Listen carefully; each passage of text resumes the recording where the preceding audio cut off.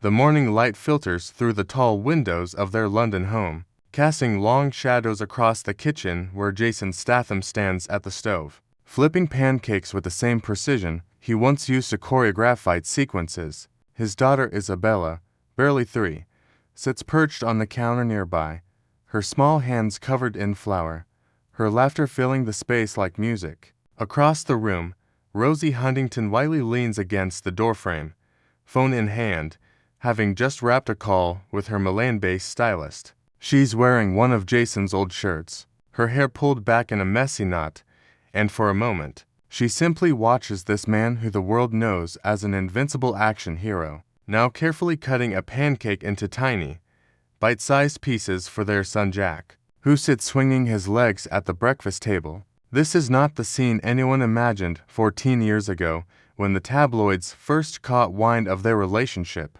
This is not what the critics predicted when they saw the 43-year-old movie star and the 23-year-old model exchange glances on that film set in 2010. This was supposed to be impossible. This was supposed to fail. But here they are, in the quiet defiance of an ordinary Tuesday morning, proving that sometimes the most revolutionary act is simply staying outside these walls. The world spins with its judgments and timelines, its obsession with who should be with whom and for how long. But inside, there's only the smell of coffee brewing, the sound of children's voices rising in delighted chaos, and the unspoken language of two people who chose each other when it made no sense to anyone else and who keep choosing each other, year after year, in ways both grand and invisible. The making of an unlikely pair to understand how Jason Statham and Rosie Huntington-Whiteley became one of Hollywood's most enduring couples. You have to first understand what shaped them individually, the vastly different worlds they came from, and the unlikely convergence that would redefine both their lives. Jason was born in Shirebrook, Derbyshire, in 1967, to a street seller father and a dancer mother. His childhood wasn't adorned with privilege or Hollywood dreams. It was gritty, working-class England, where you learned early that nothing came easy and everything had to be earned through sweat and determination. As a young man, Jason found his discipline not in acting classes, but on the British national diving team, where he competed for 12 years. The precision required, the hours of repetition, the physical demands, these weren't just training for athletics. They were training for life. They taught him patience, resilience, and the understanding that excellence requires obsessive dedication to craft. When his diving career plateaued, Jason didn't retreat into bitterness. He pivoted. He modeled briefly, an odd fit for someone so unself-consciously masculine. But it was there that director Guy Ritchie spotted him, this raw, authentic presence who didn't fit any Hollywood mold. Ritchie cast him in Lock, Stock and Two Smoking Barrels, and later Snatch, where Jason's natural charisma and physical intensity created a new archetype, the working-class action hero who didn't need to quip or pose, who simply was. By the time the Transporter franchise made him an international star, Jason had become synonymous with a particular brand of masculinity: tough, reliable, uncomplicated. But those who knew him understood there was depth beneath the surface. A man shaped by years of discipline, a fierce protector instinct, and a surprising gentleness that only emerged in private moments. Rosie's story began in an entirely different universe. Born in 1987 in Plymouth, Devon, she grew up on a farm, the youngest of 3 children. Her childhood was pastoral and secure, filled with animals and open fields. But even then, there was something about Rosie that seemed destined for bigger stages. She was impossibly beautiful. Yes, but more than that. She possessed an unusual composure, a self-possession that would serve her well in the cutthroat world she was about to enter. At 15, Rosie was discovered. By 16, she was modeling professionally.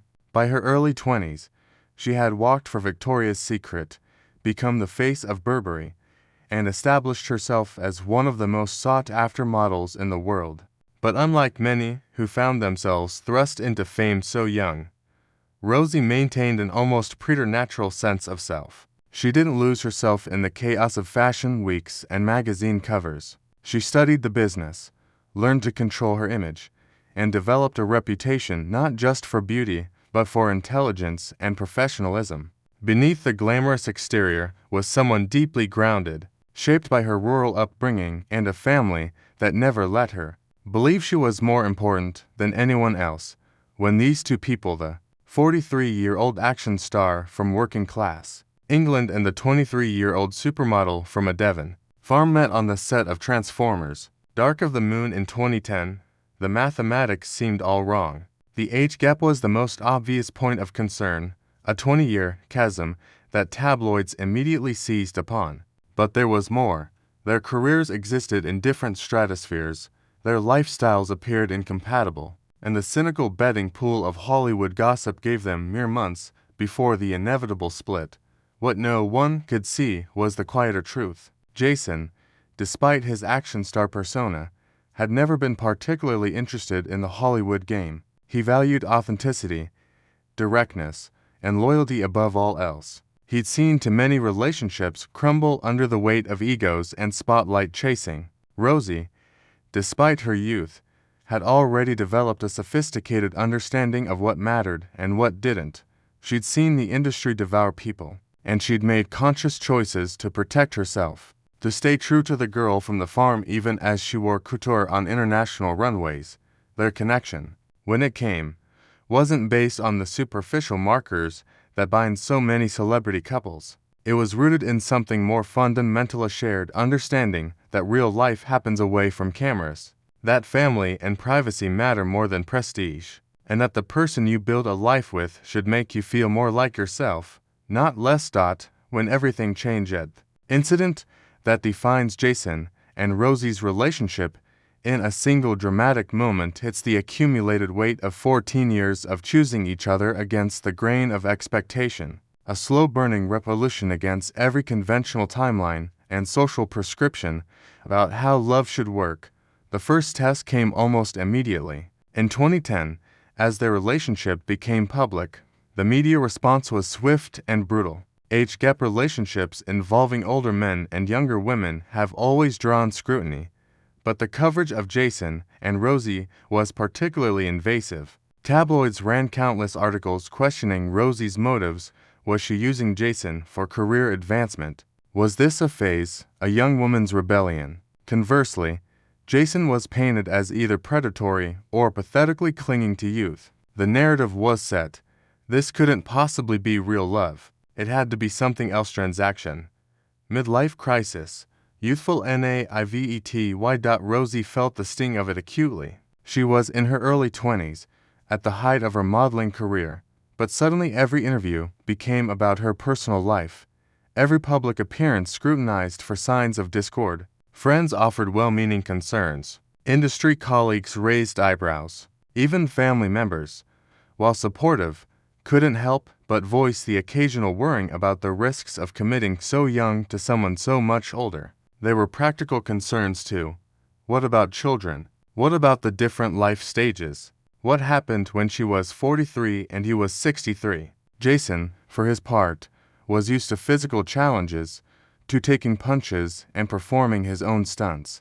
But this was different. This required a kind of courage he'd never needed before, the courage to be vulnerable, to admit that he'd found something rare and precious, and to protect it without aggression or defensiveness. He could have retreated, ended things to spare Rosie the scrutiny. Instead, he did something more difficult. He trusted that what they had was strong enough to withstand the noise. The couple made a decision that would define their entire relationship. They would simply stop participating in the public narrative. They didn't issue statements or give interviews defending their love. They didn't perform their relationship for cameras or strategically leak intimate details to sympathetic outlets. They withdrew, not from their careers. Both continued to work at the highest levels, but from the expectation that their private life should be public currency. In 2016, -1 years into their relationship, Jason proposed. The engagement made headlines, but what fascinated the public more was what happened next. Nothing. No rushed wedding plans, no magazine-exclusive ceremony, no countdown to the big day. When asked about it, Rosie's response was revolutionary in its simplicity. "We're not in any rush. We're so happy the way we are." She later elaborated that a stamp on paper wouldn't change their commitment to each other, a statement that both infuriated traditionalists and inspired a generation of couples questioning why they should follow predetermined scripts for their relationships. The years that followed brought the real tests. In 2017, Rosie gave birth to their son, Jack. The transformation from couple to parents is seismic for anyone, but for them, it was compounded by their continued refusal to conform. Rosie took time away from modeling, but she didn't disappear into domestic obscurity. Jason continued his film career, but he restructured his life around being present, turning down projects that would keep him away for extended periods, insisting on filming schedules that allowed him to be home. The image of Jason Statham, the transporter, the expendable, the man who'd built a career on being indestructible, doing school runs and changing diapers, became a quiet revelation. He spoke openly, in rare interviews, about how fatherhood had changed him, how holding his son for the first time cracked open something he didn't know existed. For Rosie, motherhood brought its own reckoning. She was only 30 when Jack was born, younger than many of her modeling peers, and there was intense pressure to bounce back, to return to the runway immediately. Instead, she made the radical choice to prioritize her family, to work selectively, to say no to opportunities that didn't align with the life she and Jason were building. In 2022, they welcomed their daughter, Isabella. By then, 12 years into their relationship, the skeptics had largely gone quiet, but the couple's approach to family life remained defiantly unglamorous. While other celebrity parents orchestrated elaborate social media reveals and branded family content, Jason and Rosie kept their children almost entirely out of the public eye. Paparazzi photos occasionally surfaced of them at parks or on family outings, but even then, you could see the careful choreography of protection, the way they positioned themselves to shield the kids' faces, the polite but firm boundaries they set with photographers. The turning point in public perception came gradually, not through any grand gesture, but through the accumulation of years. People began to notice that Jason and Rosie were still together, not just staying together out of obligation or appearance, but genuinely thriving. Industry insiders spoke of how Jason would light up when Rosie entered a room, even after more than a decade together. Fashion colleagues marveled at how Rosie spoke about Jason with a depth of respect and affection that went far beyond surface-level celebrity couple platitudes. The incident that forced even the harshest critics to reassess came not from tabloid revelations, but from the couple's own occasional, carefully chosen moments of openness. In a rare interview, Rosie described their family life with a specificity that felt almost radical in its ordinariness. Jason making breakfast for the kids, family movie nights, the unglamorous work of raising children while managing to high-profile careers. She spoke about disagreements, about the challenges of balancing their different work demands, about the ongoing negotiation required to maintain both individuality and partnership. It wasn't the sanitized version of celebrity love. It was real, textured, and entirely convincing. Jason, typically guarded about his personal life, broke his own rules in a handful of interviews where he spoke about Rosie with unvarnished admiration. He talked about her intelligence, her business acumen, her ability to balance the demands of her career with an unwavering commitment to their family. He acknowledged the age difference directly, not defensively, but matter-of-factly, noting that it had never felt like an obstacle because their values aligned so completely. "When you find your person," he said in one interview, "all the other stuff, what other people think, what society says should or shouldn't work, it just becomes noise."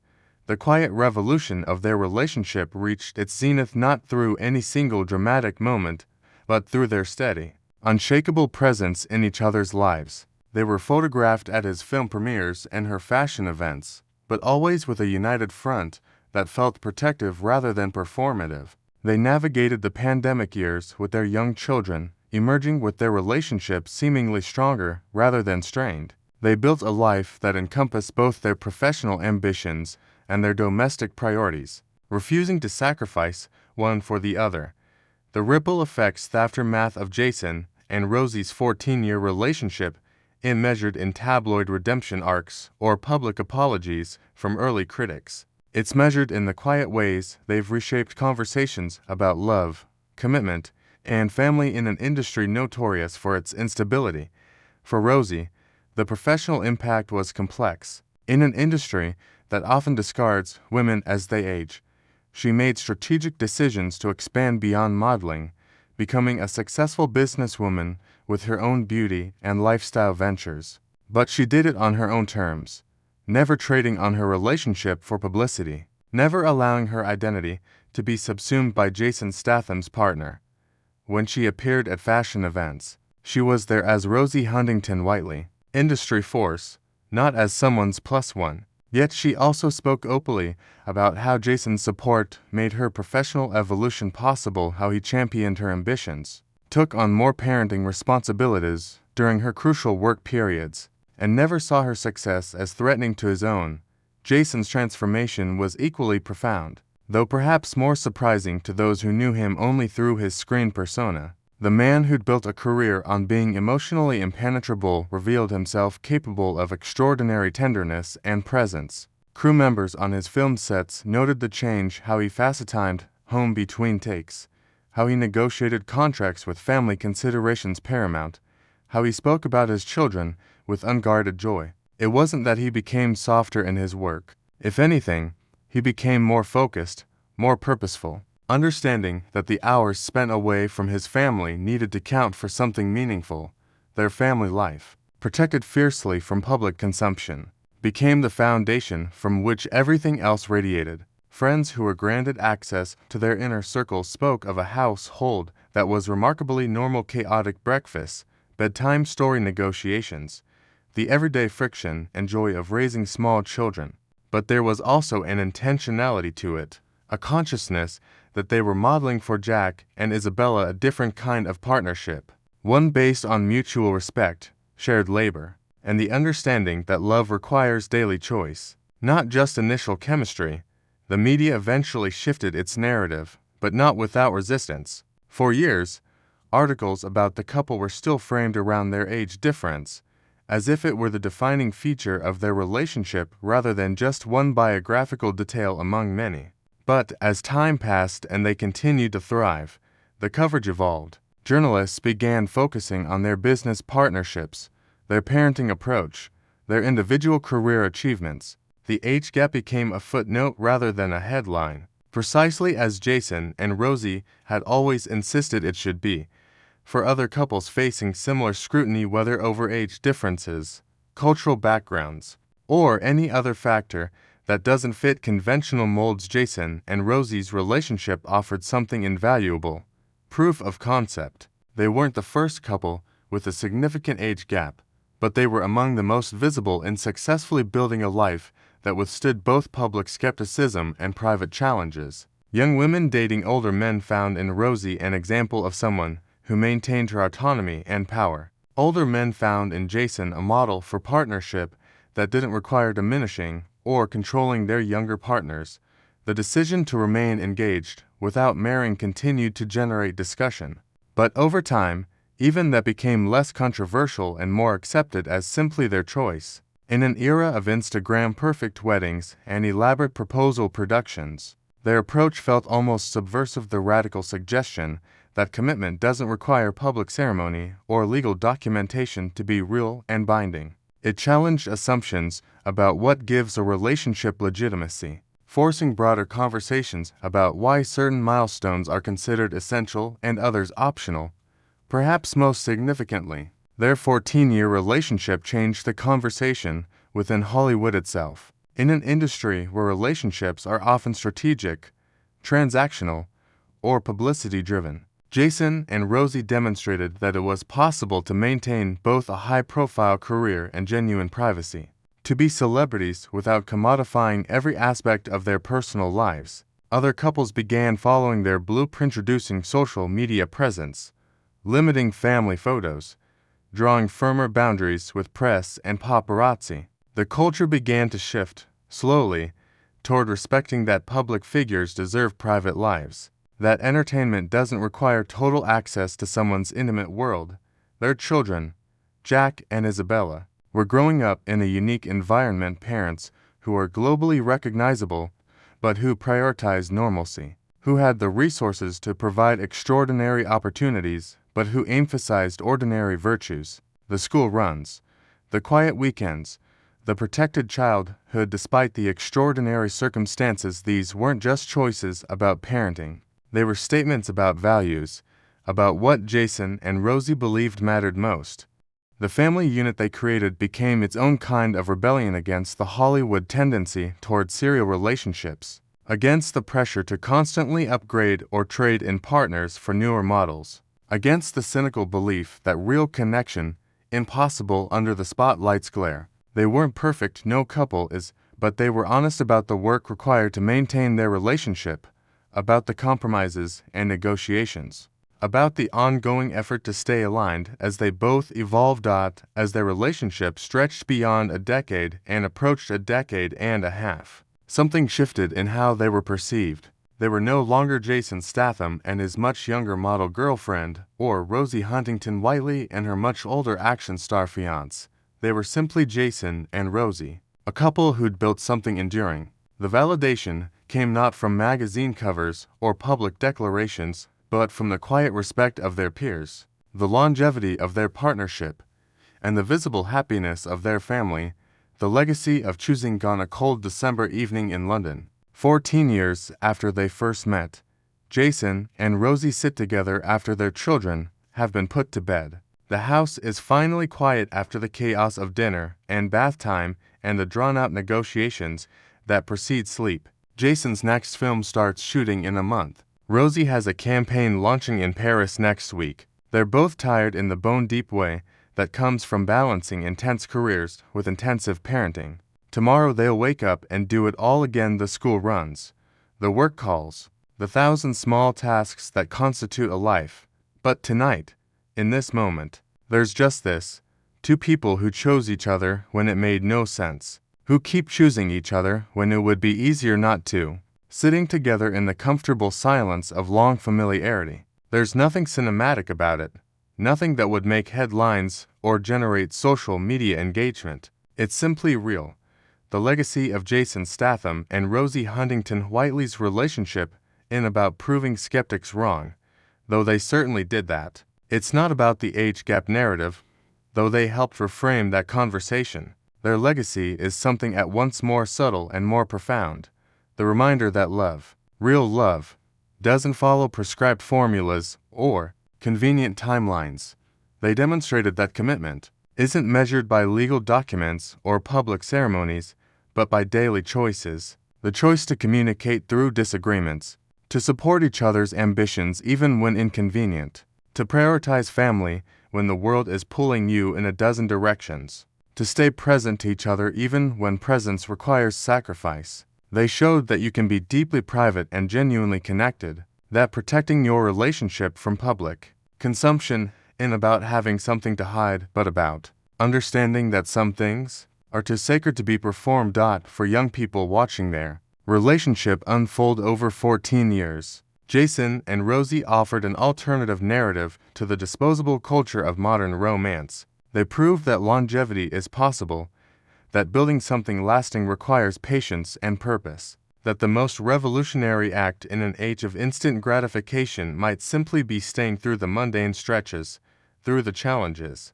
through the years when love is less fireworks and more foundation.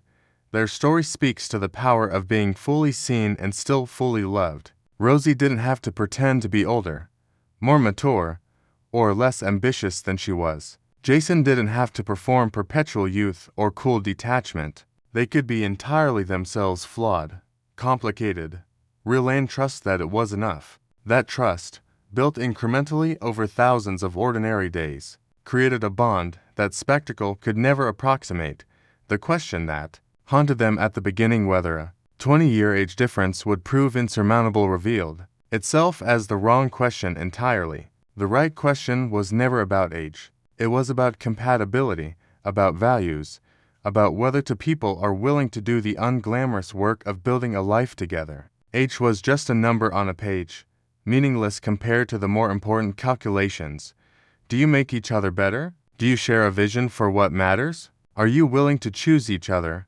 Repeatedly, even when it's difficult. Jason and Rosie answered those questions not with words, but with years, with consistency, with the accumulating evidence of a partnership that deepened rather than diminished. They built a family that felt like a fortress against the chaos of their public lives. A place where they could be simply mom and dad, where their children could grow up protected and loved, where the outside world's judgments and expectations couldn't penetrate. In an industry that often mistakes intensity for depth and drama for connection, they chose something else, the quiet strength of showing up for each other, for their children, for the life they envisioned together. They didn't need to make grand gestures or public declarations, because they were too busy actually living the commitment they'd made to each other.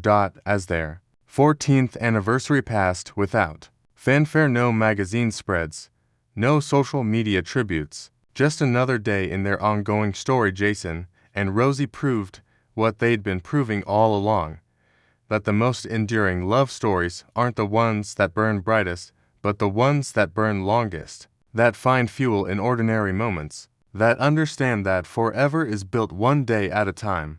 They are, as Rosie once described them, a regular family of unusual people, unusual not because of age differences or celebrity status, but because they've managed to protect something genuine in an environment that usually destroys it. They've carved out space for authenticity in a world of performance, for privacy in an age of oversharing, for lasting commitment in a culture of constant upgrading. Their legacy is this: the reminder that, when you find your person, the one who sees you completely and chooses you anyway, nothing else, not age, not critics, not societal expectations, not the thousand reasons why it shouldn't work matters as much as the decision to build something together, to wake up each day and choose partnership, to weather the storms and celebrate the sunshine, to create a life that's yours alone, accountable only to each other and to the family you're raising, 14 years strong. Not because it was easy or expected, but because they decided it was worth it. Because sometimes the bravest thing you can do is simply stay, love deeply, and trust that what you're building together matters more than anything the outside world has to say about it. In the end, Jason and Rosie didn't just prove the skeptics wrong, they proved something far more important: that love, when it's real, doesn't need anyone's permission or approval to thrive. It just needs the people willing to choose it again and again, every single day.